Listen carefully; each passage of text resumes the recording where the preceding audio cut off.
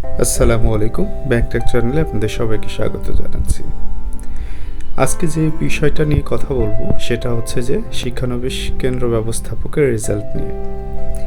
একটা জিনিস আপনার বিভিন্ন গ্রুপে একটা সার্কুলার যেটা দেখছেন এই মুহূর্তে, এই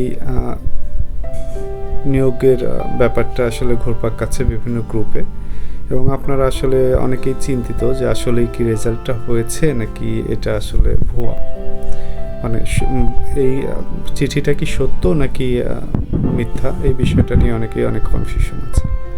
দেখুন, চিঠিটা একটু ভালো করে খেয়াল করলে দেখবেন যে এই চিঠিটা দিয়েছে 17/3/2025 তারিখে, যেখানে প্রথমে একটা ফরম্যাট দেওয়া আছে এবং বিষয় যেটা দেওয়া আছে সেটা হচ্ছে শিক্ষানবিশ কেন্দ্র ব্যবস্থাপক পদে নিয়োগের লক্ষ্যে মৌখিক পরীক্ষা নেওয়া প্রসঙ্গে। অর্থাৎ আপনাদের বিভিন্ন জুনিয়র যে পরীক্ষাটা দিয়েছেন 14 তারিখ, 22 তারিখ এবং তারপরে সেটা নিয়ে আসলে 7 তারিখ সেটা নিয়ে আসলে রেজাল্ট নিয়ে কথাটা বলা হয়েছে, চিঠিটা দেওয়া হয়েছে। তো চিঠিটার ব্যাপারে আমি যেটা বলবো এবং বিভিন্ন জোনের ব্যাপারে এখানে দেওয়া আছে, যেমন তারিখগুলো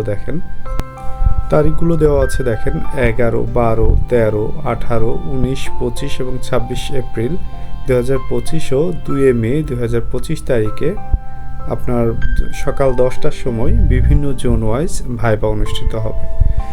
তো আসলে এই বিষয়টা কি কতটুকু সত্য, এবং আপনারা কিন্তু এখনও সেই অর্থে কোনো SMS পান নাই।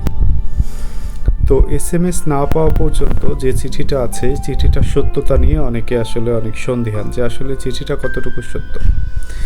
ব্যক্তিগতভাবে আমি আসলে রেজাল্ট নিয়ে যেটা আমার এক্সপিরিয়েন্স আছে সেটা হচ্ছে যে প্রথমে রেজাল্ট কিন্তু SMS আকারে এবং এরকম চিঠি আকারে গ্রামীণ ব্যাংকে বা যেই ব্যাংক আছে সেই ব্যাংকের প্যাডে কিন্তু এটা আসলে প্রকাশ করা হয়।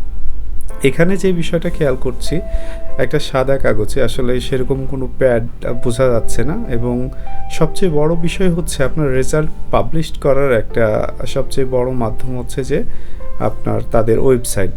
গ্রামীণ ব্যাংকের ওয়েবসাইটে আমি দেখেছি কোনো ধরনের রেজাল্ট সংক্রান্ত কোনো বিজ্ঞপ্তি বা কোনো ধরনের পেজ বা কোনো কিছু দেওয়া নাই। এটা হচ্ছে এক নম্বর কথা। দ্বিতীয় কথা হচ্ছে যে আপনার রেজাল্ট পাবলিশ করলে যে প্যাডে পাবলিশ করা হবে, অর্থাৎ যে ব্যাংকের নিজস্ব প্যাডে আসলে নর্মালি রেজাল্ট পাবলিশ করে থাকে, এই যে এখানে প্যাডে আমি কোনো ধরনের, এবং প্রত্যেকটা রেজাল্টের লাস্টে কিন্তু সেই এইচআর থেকে সিল সাইন এবং হচ্ছে আপনার ডেট দেওয়া থাকে। এখানে আমি সেই বিষয়টা একেবারেই খেয়াল করলাম না। আপনারা দেখেন এই সেকেন্ড পেজটা, যেখানে বিভিন্ন তারিখ দেওয়া আছে, এখানে উত্তীর্ণ জোন এবং উত্তীর্ণ কতজন হয়েছে সেটা দেওয়া আছে এবং ভাইভা তারিখ দেওয়া আছে, কিন্তু আসলে এখানে কোনো ধরনের লাস্টে যে আসলে এইচআর থেকে হিউম্যান রিসোর্স ম্যানেজমেন্ট থেকে যে আপনার একটা সিল সাইন দেওয়া থাকে, সেখানে কিন্তু কোনো ধরনের সিল সাইন দেখা যাচ্ছে না। এবং সবচেয়ে বড় কথা হচ্ছে যে আপনার রেজাল্ট তো গ্রুপে পাবলিশ করে না। গ্রুপ তো যেমন আমার চ্যানেলে যদি আমি রেজাল্ট পাবলিশ করি, এটা তো আসলে রেজাল্ট পাবলিশ করার জায়গা না। হ্যাঁ, অবশ্যই রেজাল্ট পাবলিশ করতে পারবো যদি আমাদের যেই ব্যাংক পরীক্ষা নিয়েছে সেই ব্যাংকের ওয়েবসাইটে প্রথমে রেজাল্ট প্রকাশ করা হয়, পরবর্তীতে কিছুক্ষণের মধ্যেই, অর্থাৎ এরকম প্যাড দেওয়ার কিছুক্ষণের মধ্যেই SMS এর মাধ্যমে অথবা তার আগেই SMS এর মাধ্যমে আসলে জানিয়ে দেয়, এবং পরবর্তীতে এরকম একটা প্রেস রিলিজ আকারে বিভিন্ন ওয়েবসাইটে দেওয়া হয়, এবং পরবর্তীতে মানে ব্যাংকের ওয়েবসাইটে দেওয়া হয়, এবং ব্যাংকের ওয়েবসাইট থেকে পরবর্তীতে ডাউনলোড করে বিভিন্ন গ্রুপে, চ্যানেলে এই বিষয়গুলো ছড়ানো হয় এভাবে। কিন্তু এখানে যেটা লক্ষ্য করছি, কোনো ধরনের কোনো ওয়েবসাইটে কোনো রেজাল্ট সংক্রান্ত কোনো কিছু দেওয়া নাই, এবং কেউই কোনো SMS এখন পর্যন্ত পেয়েছে এরকম কোনো তথ্য পাওয়া যাচ্ছে না।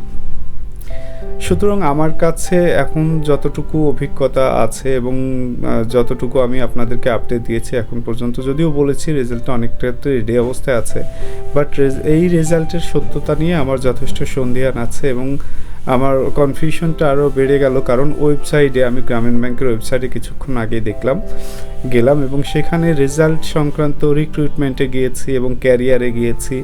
তাদের ক্যারিয়ার এবং রিক্রুটমেন্টে কোনো ধরনের রেজাল্ট সংক্রান্ত কোনো ধরনের বিজ্ঞপ্তি, কোনো ধরনের চিঠি দেওয়া নাই।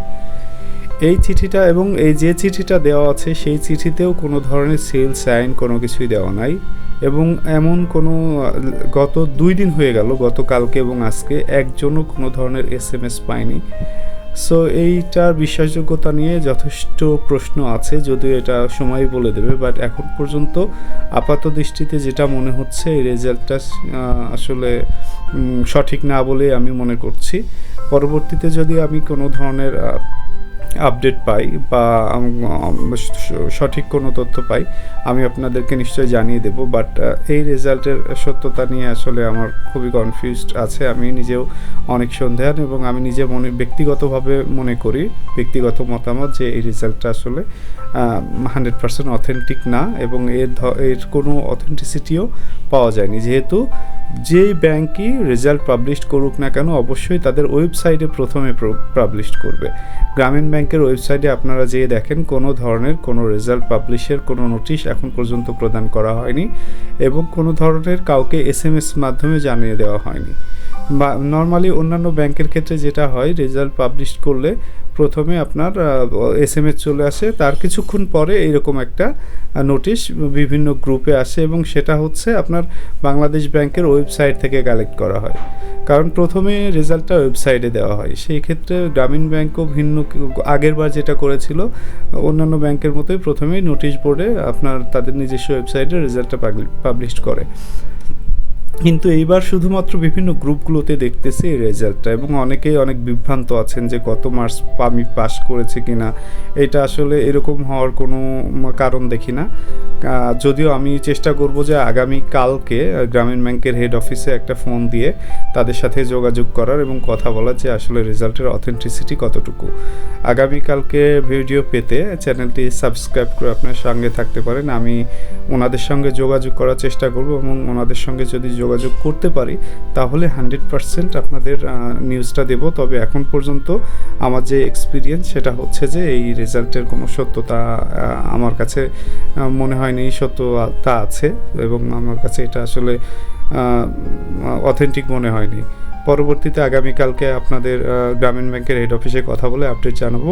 সে পর্যন্ত সবাই সঙ্গে থাকুন, এবং গ্রামীণ ব্যাংকের এবং অন্যান্য ব্যাংকের যে কোনো তথ্য পেতে চ্যানেলটি সাবস্ক্রাইব করে সঙ্গেই থাকুন। অনেক অনেক ধন্যবাদ। আসসালামু আলাইকুম।